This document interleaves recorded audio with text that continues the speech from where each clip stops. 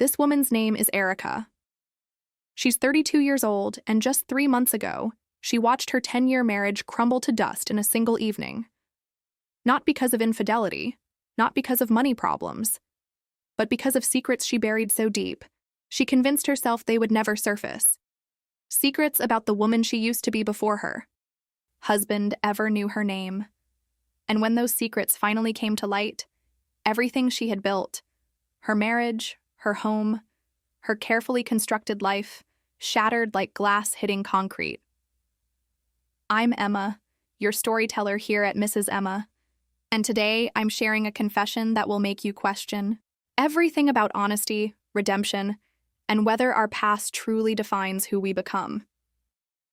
This is Erica's story, told in her own words. You've probably heard people say that your history eventually catches up with you, right? Well, let me tell you something. It's not just some empty warning your grandmother gives you to keep you in line. It's the truth. And I learned that lesson in the most painful way imaginable. My entire marriage collapsed because of things I did years before I ever laid eyes on my husband.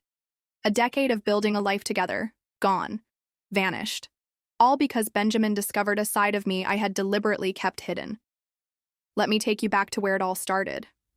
Benjamin and I crossed paths when I was 22, fresh out of college, and working my first real job. He worked in the office building right across from mine. We kept running into each other at this little coffee shop between our buildings. He was gentle, a bit reserved, with this sweetness about him that felt almost rare in the world I'd been living in. After weeks of these chance encounters, he finally gathered the courage to ask me on a proper date. What struck me most about Benjamin was his innocence. He had never been with anyone before, completely inexperienced. Meanwhile, my past was the complete opposite. Between 50 and 60 men, if I'm being completely transparent. Which, looking back, is exactly what I should have been from day one. I made a choice back then. A choice that would eventually destroy everything. I decided not to tell Benjamin about my history. It felt unnecessary at the time. What purpose would it serve to tell this kind, genuine man about the chaos of my previous years? About the random encounters? The reckless decisions? The nights I couldn't even remember clearly? That wasn't who I wanted to be anymore. When I met Benjamin, something shifted inside me. For the first time, I wanted something real, something lasting. When our relationship grew serious and he asked about my romantic history, I kept my answers vague and minimal. A couple of boyfriends, nothing significant, I told him.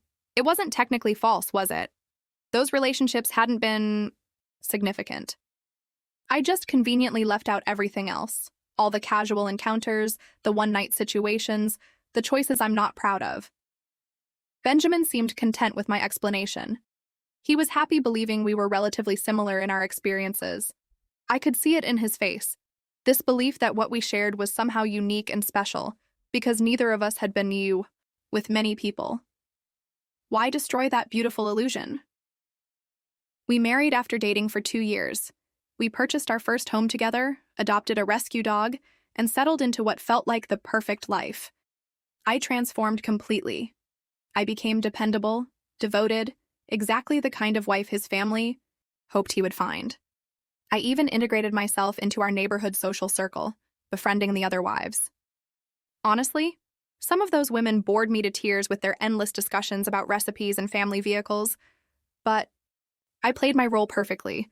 Nobody would have ever guessed about my past. That wild, reckless version of myself might as well have been a different person entirely. Here's something I need to make absolutely clear. I never once betrayed Benjamin during our marriage, not even when opportunities presented themselves. There was Jason from work who made his interest obvious during a business conference in Phoenix. There was Ryan, an ex-boyfriend, who contacted me through social media saying he was visiting town. I turned them all down. Every single time. I chose Benjamin, day after day, year after year, for an entire decade. That has to count for something, doesn't it? I was faithful to him in every way that mattered. But apparently, fidelity during the marriage doesn't erase what came before it. And everything I'd carefully hidden was about to explode in the worst way possible. It happened during a game night with my old college friends. Benjamin had met a few of them casually before, but never my core group. Courtney, Tyler, and Melissa. Looking back, I should have trusted my instincts. I should have kept those worlds completely separate. We were drinking wine, laughing, playing that game where you hold up fingers and put one down if you've done what someone says. You know the one. Things started innocently enough, but then Tyler said something that changed everything. Never have I ever been intimate with more than 10 people. Without thinking, I lowered my finger. So did Courtney. I glanced at Benjamin and saw his expression completely transform. Confusion, shock, like he was looking at a stranger. Then more questions came, each one worse than the last. Questions about multiple partners at once. Questions about significant age differences.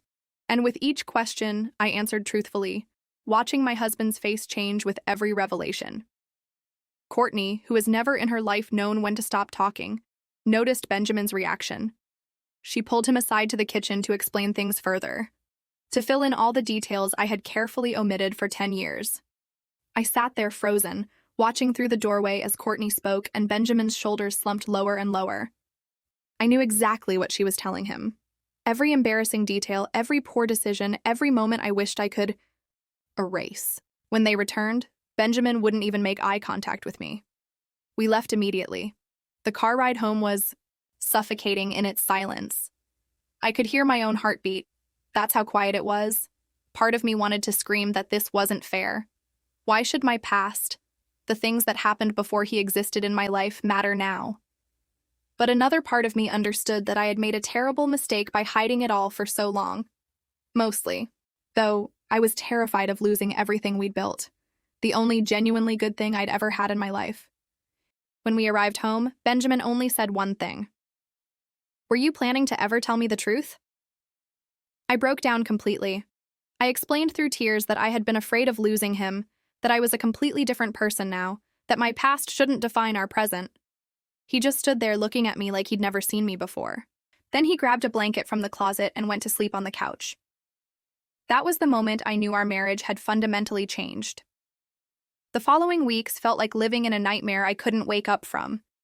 Benjamin went through these cycles, long stretches of cold silence, then sudden bursts of painful questions I didn't want to answer, then back to silence again.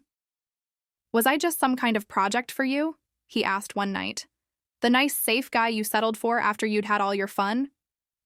I tried desperately to explain that he was different, that what we had was special. But the more I talked about my history, the more he pulled away from me. "Did you ever actually love me?" he asked another night, his voice breaking with emotion. "Or was I just convenient?" That question cut deeper than any of the others. Of course I loved him. I still loved him with everything in me. But how? Do you prove love to someone who now questions every single memory you've shared together? About 3 weeks after that horrible game night, I thought maybe we were making progress. Benjamin started communicating with me again about everyday things. Bills, his work, meal planning. It wasn't warm or affectionate, but it was something. At least we were talking. Then I realized what had actually changed. He hadn't started caring again. He had stopped caring altogether. There was this emptiness in his eyes now when he looked at me, like I was just another person sharing his living space, not the woman he had once adored. Our bedroom became this cold, uncomfortable place filled with tension. Benjamin started coming to bed after I was already asleep and getting up before I woke. If I tried to reach out and touch him, his entire body would tense up like I was a complete stranger. The few times we were intimate, which became increasingly rare, everything felt different. Mechanical. Like he was just going through the motions of what a husband is supposed to do. He stopped looking at me during those moments, stopped caring about my experience. Afterward, he would immediately turn away instead of holding me close like he used to do. One night, after another one of these hollow encounters, I finally couldn't take it anymore. "What is happening to us?" I demanded, my voice shaking. "You won't even hold me anymore." He stared at the ceiling for what felt like forever. Then he spoke, and his words destroyed me. "I used to believe what we had together was special, that the way you responded to me, the way we connected, physically and emotionally, was something unique between us. Now I understand that you've experienced all of this with dozens of other men. some of them complete strangers. How am I supposed to feel special anymore? That was completely different, I insisted desperately.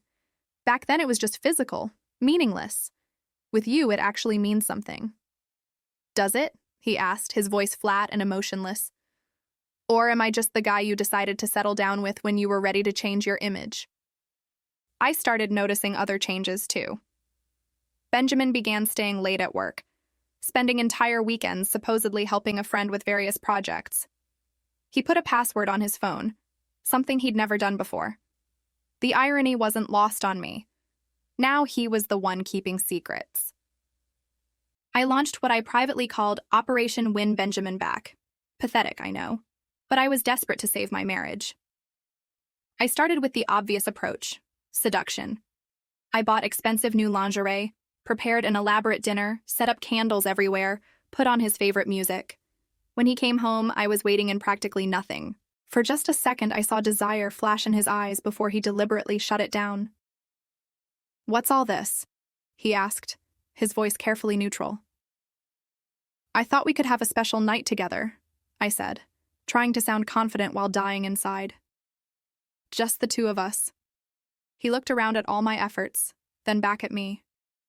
"Special," he repeated, like the word tasted bitter in his mouth. "Just us and the ghosts of 60 other men." I felt like he had physically struck me. "That's not fair." "Isn't it?" he asked, walking past me to grab a beer from the refrigerator instead of the wine I had carefully selected. "You know what's really unfair? I can't even look at you without wondering if every move you make, every sound, every reaction is something you learned and perfected with someone else first. I can't stop wondering if anything about us was ever truly ours." He slept in the guest room that night. I cried into my pillow, completely humiliated and heartbroken. But I still didn't give up. I tried a different strategy, acting like everything was normal.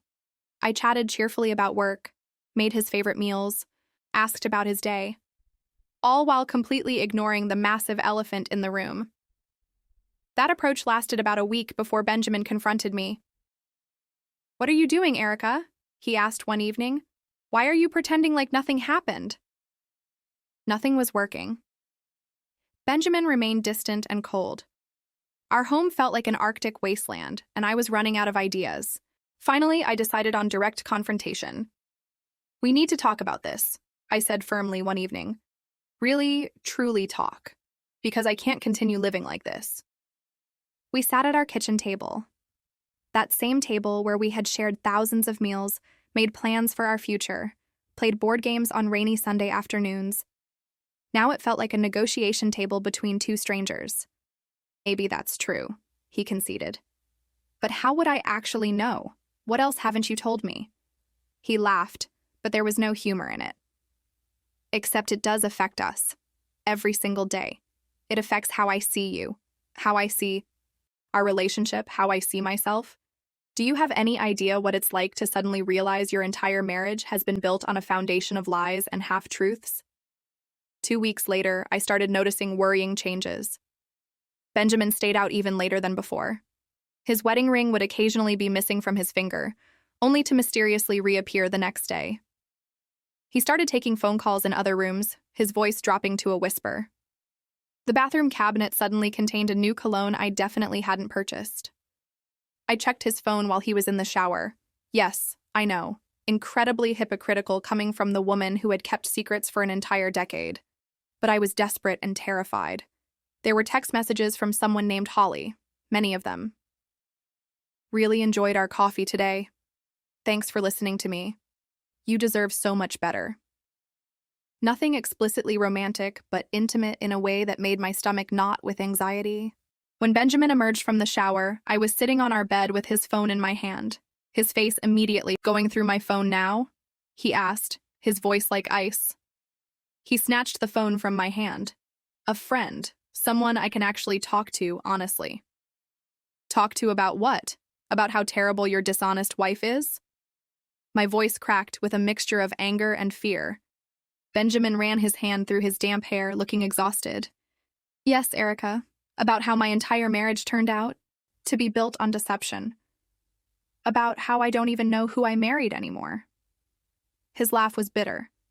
That's really rich coming from you. Now you suddenly care about boundaries? Now you're concerned about loyalty? I never cheated on you, I shouted, jumping to my feet. Never! No matter what I did before meeting you, I have been completely faithful every single day of our marriage. Physically, maybe, he said quietly. But you cheated me out of making an informed choice about who I was marrying. You stole 10 years from me, Erica. 10 years I could have spent with someone who respected me enough to be honest. The fight escalated from there. All the tension and resentment from the past months exploded into the worst argument we'd ever had. I accused him of using my past as an excuse to start something with Holly. He called me a manipulative liar who had trapped him into marrying someone he never would have chosen if he'd known the truth. Are you sleeping with her? I finally asked, my voice small and broken. He looked directly into my eyes. No, but I've thought about it. And I hate myself for thinking about it. But yes, I need some space, Benjamin continued. Real space, not just sleeping in separate rooms. I'm going to stay with Aaron for a while. You're leaving? Panic flooded through me.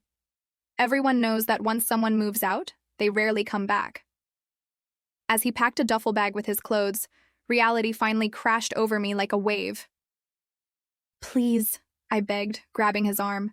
Please don't leave. We can work through this. I'll do anything. He gently removed my hand from his arm. That's the problem, Erica. You'll do anything to keep me now, except the one thing that actually mattered, being honest from the very beginning. He looked at me with such sadness. I never got the chance to try, did I? Then he was gone. The front door clicked shut behind him, and I collapsed on our bed, my bed now, and sobbed until my throat was raw and painful. The separation. Benjamin was gone for 2 weeks, the longest 2 weeks of my entire life. I called, texted, emailed constantly. Mostly I received silence in return, except for brief messages about bills or mail that needed handling.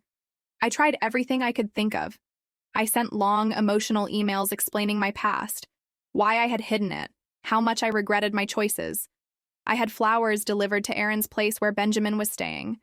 I even drove by a few times, pathetically hoping just to catch a glimpse of him. Once, I saw him getting into his car with a woman I assumed must be Holly. She was attractive in this natural, wholesome way, the complete opposite of my carefully constructed image. They were laughing together about. I called Melissa, hoping for support and understanding. But she was surprisingly harsh. What did you expect? She asked bluntly. You built your entire relationship on a lie. I love you, but even I knew this would eventually blow up in your face. After 2 weeks of painful silence, Benjamin finally texted me. We need to talk. I'll come by tomorrow evening at 7. When I opened the door the next night, the sight of him physically hurt. He looked different. Not just the new haircut or the clothes I didn't recognize, but something in his posture, in his eyes. He seemed more centered, more certain of himself. While I had been completely falling apart, Benjamin had apparently been finding himself. I've been doing a lot of thinking, he started, his voice steady and calm. About us, about what happened, about what I want going forward. I talked to a therapist, he continued. She helped me understand some things about why your past affected me so deeply, about what it means for our future. And? I could barely get the word out. Benjamin looked directly at me, his gaze completely unflinching. I can't do this anymore, Erica. I want a divorce. The entire world seemed to tilt sideways. Even though I had been bracing myself for this possibility, hearing the actual words out loud made me dizzy and nauseous. Benjamin, please! He held up his hand to stop me. Let me finish. I've thought this through very carefully. It's not just about the number of men you've been with. It's about the deception. For 10 years, you let me believe something that wasn't true. You watched me build an entire life with you based on false information. That's not something I can ever get past. People change, I cried desperately. The person who did those things, who made those choices, that's not who I am anymore. If that were really true, he said quietly, you would have told me yourself, voluntarily. The fact that it took a drunken, Game and an old friend's big mouth to reveal the truth tells me everything I need to know about who you still are deep down. And Holly? I couldn't help asking. Is she part of this decision? A flash of anger crossed his face. Don't make this about her. This is about you and me and the fact that I can't trust anything about our relationship anymore. Are you with her now? I pressed, self-destructively needing to know the truth. He sighed heavily. We've grown close, yes. She understands what I'm going through, but no, we're not together. I wouldn't do that while I'm still married. Unlike some people, I actually believe in honesty in relationships. The comment stung, but I deserved it. So, you'll be with her after the divorce, I said flatly. I don't know what will happen with Holly or anyone else, Benjamin replied. I just know I can't stay in this marriage. I've already consulted with a lawyer. I'll be fair about the settlement, the house, the bank accounts. We can split everything equitably. I laughed bitterly. How generous of you. You get to walk away with your conscience completely clear while I'm the villain who ruined everything. His expression hardened. Is that really how you see this situation? After lying to me throughout our entire relationship, you still somehow think you're the victim here? Benjamin moved toward the front door. My lawyer will contact yours soon. I hope we can keep this process civil. That's it? I asked, my voice breaking. You're just walking away? He paused with his hand on the doorknob. You know what's really ironic? If you had told me about your past from the very beginning, I probably would have still loved you. It would have been difficult to hear, but at least it would have been honest. It's the years and years of deception I can't forgive, not the actions themselves. With that final devastating statement, he left. But this time, I knew with absolute certainty that he would never be coming back. The divorce proceedings moved surprisingly quickly. Benjamin kept his word about being fair. We split all our assets evenly, sold the house we had purchased together with such hope, divided up the furniture and belongings. Every interaction was conducted through lawyers or brief, painfully civil emails. It was like we had never shared a life at all. Like the past decade had simply been erased from existence. I moved into a small apartment across town, took a transfer at work to avoid running into mutual friends and acquaintances, and tried desperately to rebuild some kind of life. But starting completely over at 32 is so much harder than starting fresh at 22. I had grown accustomed to being Benjamin's wife, to the comfortable, stable life we had built together. Now I was just Erica again. The real Erica, with no more masks to hide behind. 6 months after our divorce was officially finalized, I saw them together at the grocery store. Benjamin and Holly shopping for dinner ingredients, moving together with the easy familiarity of a couple who naturally fit. They didn't notice me watching from behind a display of cereal boxes. He looked genuinely happy, not the forced contentment he had maintained during our final years together. He was laughing at something she said, his hand resting casually on the small of her back. It felt like watching a knife slowly twist in my heart. I abandoned my half-filled shopping cart and fled to my car, where I broke down completely. Not just because he was with her, but because seeing them together made the magnitude of what I had lost painfully, devastatingly clear. Benjamin had moved on. He had found someone he could actually trust, someone who gave him what I never could. Honesty, from the very beginning. The worst moment came 3 months later when I accidentally ran into Melissa at a coffee shop. I had been deliberately avoiding our old friend group, but this encounter was unavoidable. After some awkward small talk, she casually mentioned that Benjamin and Holly were engaged. They're absolutely perfect together, she said, either completely oblivious to my pain or simply not caring. So genuine and authentic, you know. No games, no secrets. It's really refreshing to see. Each word felt like a dagger. But the final blow came when she added, almost as an afterthought while stirring her latte, plus she's pregnant. They're due in January. I spiraled after that revelation. Started going out too frequently, drinking too much, hooking up with men whose names I barely bothered learning, falling right back into those old, destructive patterns. One night, drunk and feeling completely self-destructive, I texted Benjamin. Congratulations on the baby. I guess you found someone actually worthy of starting a family with. His response came the next morning. Erica, please get some help. I don't want this kind of life for you. We both deserve to find peace. Even after everything that had happened, after all the pain and betrayal, he still cared enough to want me to be okay. That unexpected kindness broke something deep inside me that anger and resentment couldn't reach. Because he was absolutely right. The path I was on would completely destroy me. I was punishing myself for losing him by becoming exactly the person I had tried so desperately to leave behind. That text message was my rock-bottom moment. The next day, I called a therapist and started the long, painful process of facing who I really was. Not the wild, reckless girl from college. Not Benjamin's perfect, devoted wife. But something far more complicated than either of those versions. Someone who had made serious mistakes. Who had hurt people. Who had lied to protect herself from vulnerability. Someone who desperately needed to learn honesty. Not just with other people, but with herself. 1 year later. It's been a full year since I started therapy. I wish I could tell you that I'm completely healed now, that I've found total peace with my choices and their consequences. But that would be another lie, and I'm genuinely trying not to tell those anymore. The truth is, I still wake up sometimes in the middle of the night, reaching across the bed for Benjamin. I still occasionally drive by our old house, even though complete strangers live there now. I still feel the deep ache of what could have been if I had just been brave enough to be honest from the very start.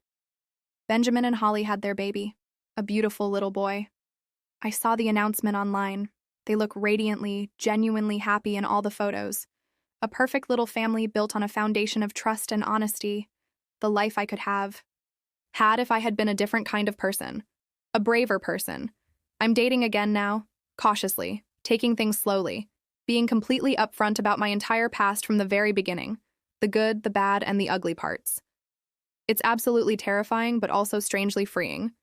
Some men do walk away when they learn about my history. And yes, that hurts every single time. But it's better to lose them on my own terms, with the truth laid out in the open, than to build another relationship on lies that will eventually implode, just like my marriage did. The lesson. I understand now that it was never really about the number of men I had slept with. It was about the decade of deception. The foundation of lies our entire marriage was built upon. Benjamin could have accepted my past if I had given him the honest chance to do so. What he couldn't accept, what he couldn't forgive, was discovering that the woman he had loved deeply for 10 years had never fully, truly existed. So here I am now, starting completely over, trying to build an authentic life with no more masks, no more convenient omissions, no more running and hiding from my past. Just me, flawed, complicated, still learning and growing, facing the very real consequences of choices I made long ago. It's not the life I had planned, not the future I thought I would have, but it's real. It's honest. And after spending a lifetime pretending to be someone I wasn't, maybe authenticity is exactly what I needed all along. This is Emma from Mrs. Emma, and Erica's story is a powerful reminder that honesty truly is the foundation of any lasting relationship. The secrets we keep, even with good intentions, can destroy the very things we're trying to protect. If this story touched you, moved you, or made you think differently about honesty in relationships, please show your support by hitting that like button. Share this video with friends who might need to hear this message, and make sure to subscribe to our channel so you never miss these powerful, real-life stories that we share every week. Remember, authenticity might be scary, but it's always better than a beautiful lie. Thank you for listening, and I'll see you in the next story.